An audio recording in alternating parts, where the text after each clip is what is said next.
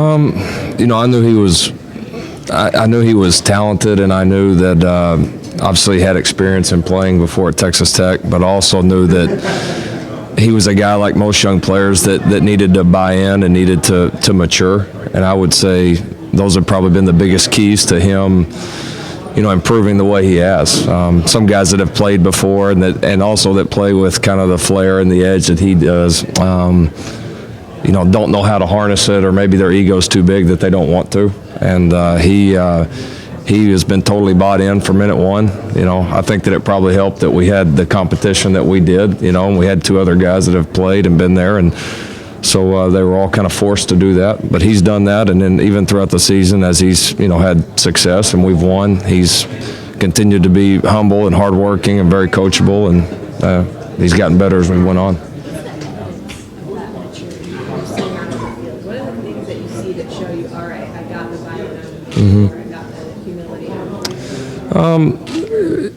Probably the biggest thing for me is you look at the amount of times he's turned the ball over.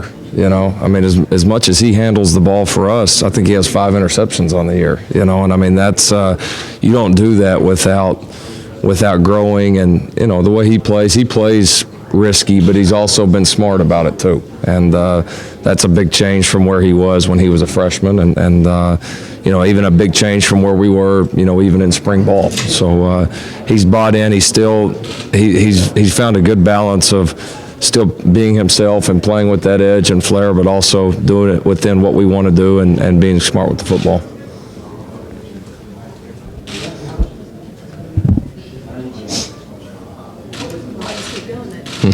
Just as someone who hasn't experienced something like this before, this type of environment and open game, it's kind of your take on all that it is. The whole year has kind of been like that for me. Being at Oklahoma is different than the other two places I've been, and so I've gotten a little bit used to it, but it's been fun. It's been fun to share it with this group, and how much they've bought in. Has made it enjoyable for me. And then obviously when you get on a run like this, you don't ever want it to end. When you look at Clemson's defense, is there anything that stands out specifically in Young or Shaq Lawson? When you look at them, is there anything that stands out that's so much different than the defense, player-wise, than they had last year? I just think, just their overall athleticism is just so impressive. I mean, they, like every defense, they make some mistakes here and there, but they're so athletic that they cover them up, and they take a lot of chances like we do offensively. I've always respected that about them, and they've got the athletes to cover down when they do make a mistake, and so they're good everywhere. There's not a lot of weaknesses, and obviously going to be a great challenge for us. Does Shaq jump off the screen at you? Mm-hmm. Oh, he does. Yeah. It's amazing how much better he's gotten this year, to where he was last year. And I know they had some other guys last year too, but no, there's no doubt. He makes plays, and he makes plays in every single game. He's consistent about it. It's not like the guy had just 2 or 3 big games. I mean, he's disruptive. He plays hard. He's obviously got a great future in this game at the next level. He's one of the few to me that are equally good, against the run and in pass rush situations. He does a great job in the run game, controlling his gap, making plays, and obviously can get on the edge and disrupt things in the pass game. So, we've got to be aware of where he's at all times. Wideouts certainly are a secret. Look at Clemson's secondary. A lot of folks know about McKenzie, but a couple safeties are pretty good. Jorge Tankersley's been underrated. Yeah. When you look at that secondary, do you see a weakness that you're going to have? Oh, I don't know if you'd say a weakness. I mean, they have good players and we have good players, and there'll be the way they play and the way we play, there's going to be some one-on-one matchups out there. And a big key to this game will be, who wins the majority of those. And they're aggressive enough that we're going to have to make some plays on the outside, and we've got guys that have made plays all year, and we feel confident that they'll make them again. You guys have been on a good run. How do you have that 33 days off and try to make sure that they stay sharp and kind of stay away from that? Yeah, I think just practice the way that we do. Our practices are so incredibly competitive. I mean, we do a lot of good on good. I mean, our team run period yesterday, you would have thought we were playing in the Super Bowl. I mean, it was a bloodbath, and that's how it's supposed to be. You know, when you're good on both sides of the ball, you've got a lot of competitive guys, senior leadership, all that, which we have. Our practices have been like that since the day we started up, after the Oklahoma State game. And so you can never simulate, full game speed, but we've been probably as close as you can be. Do you see Mark Andrews being a factor in this game? I think so. That's we've got to get in the flow of it, and see how it goes. But there's no doubt he's gotten better and better throughout the year. Been a good matchup for us. He's had some games that we've had a few things for him that maybe we didn't get called or didn't end up going his way, but also had some big games too. And so I think he's become more and more part of it as we went on, and hopefully he will in this one. This much time to get ready to do stuff just a year on philosophy. Do you try to implement, or are you just doing mostly what you've done? It's always a hard balance, because you have so much more time, and the tendency on these things is to over game plan. And looking back, before some of the other bowl games I've been a part of, at times we've over game planned, at times maybe we've underdone it, and so we've just kind of trying to find that balance. We do a little bit each week for everybody, and so probably trying to stay along those same lines. Coming down the stretch, Clemson had a 10-game, and every week they're playing. When you look at the recent games, though, is it easy to determine what plays were they're just out of gas and which plays were fundamental errors? It's a little hard to say when you're not there, when you're just watching the tape. I mean, they've played some good teams down here at the end. You see some things you can attack, but you also, again, their overall athleticism and how they cover those things up is just, it's so impressive. And you got to be on your game regardless of how they play, because, again, they can make mistakes and cover them up. So if you're not on your game, they're going to expose you pretty quickly.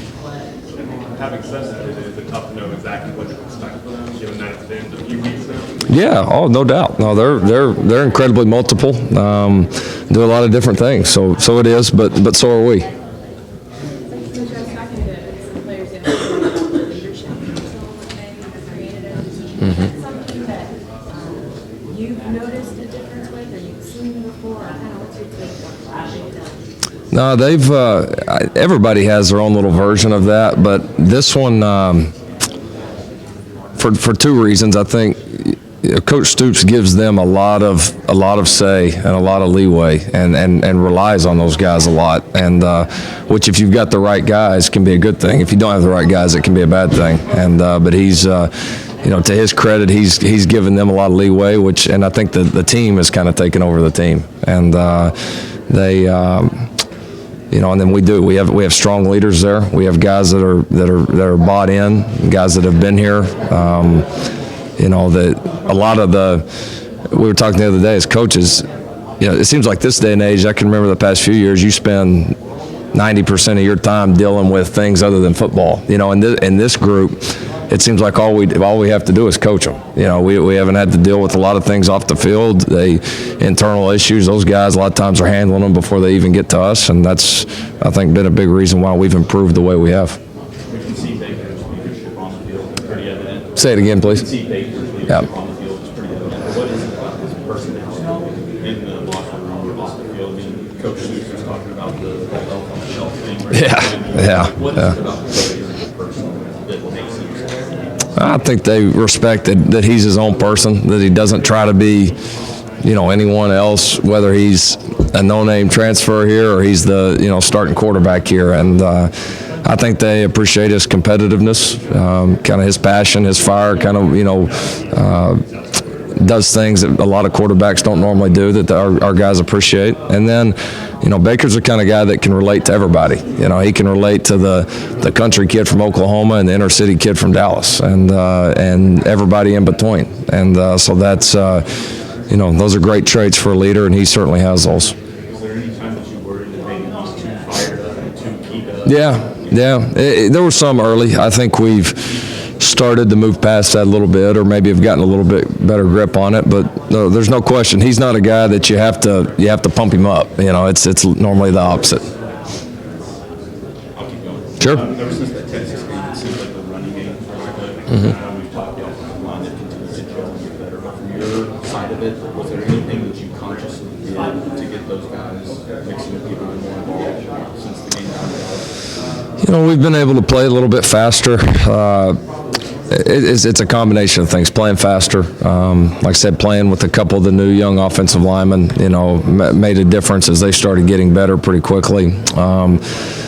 And I think Joe and Samaje both started getting a better feel for, what we were trying to do in the run game. Because, there was times early in the season, and they would both be the first to admit it, where we had some things blocked up well that we just, we missed the hole or missed the cut or whatever it was. And I think it was just more of, again, guys not totally being on the same page. It's still, early as far as this offense, being a little bit new.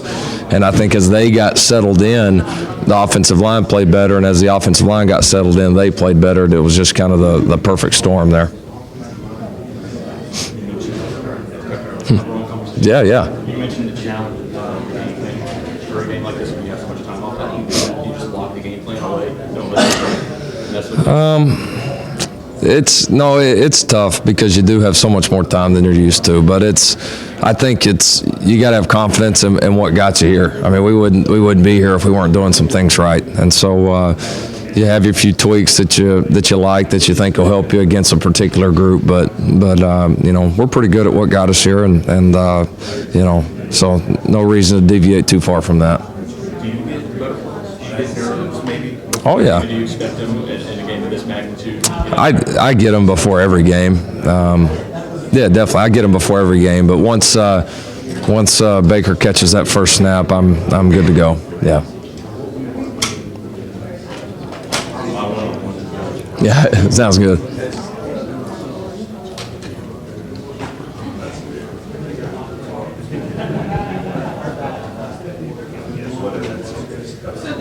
Yesterday was a workout. How do you as coaches balance being physical during practice and still being able to keep those guys fresh for game? Well, I just think you don't overdo it and don't go too long. But at the same time, when you've been off the game field as long as we have, you have to get some of that work. You have to risk that, I guess, a little bit, because if you don't play well, it's not going to matter anyway. We can be as fresh as we want. If we don't play well, we won't win the game. And so, and our guys are pretty smart. They've again, having some guys that have been around.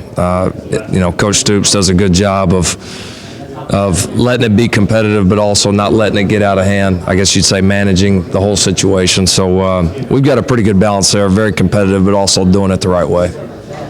I think your left tackle is a true freshman. What have you seen out of him this season? And now he's all up against some of the best defensive players. Yeah, both our tackles are freshmen, and they've been fantastic. They've gotten better and better. They're confident and talented guys to begin with, but they've been in some challenging situations. They've played a lot of snaps, a lot of them against quality people, like you said, and I think they've benefited from Ty and Neela and their leadership up front. They're playing well, and I'm excited. I feel like they've even gotten better in these last few weeks of practice. Those young guys improved so quickly, and so we're expecting them to play their best game this week. You're welcome.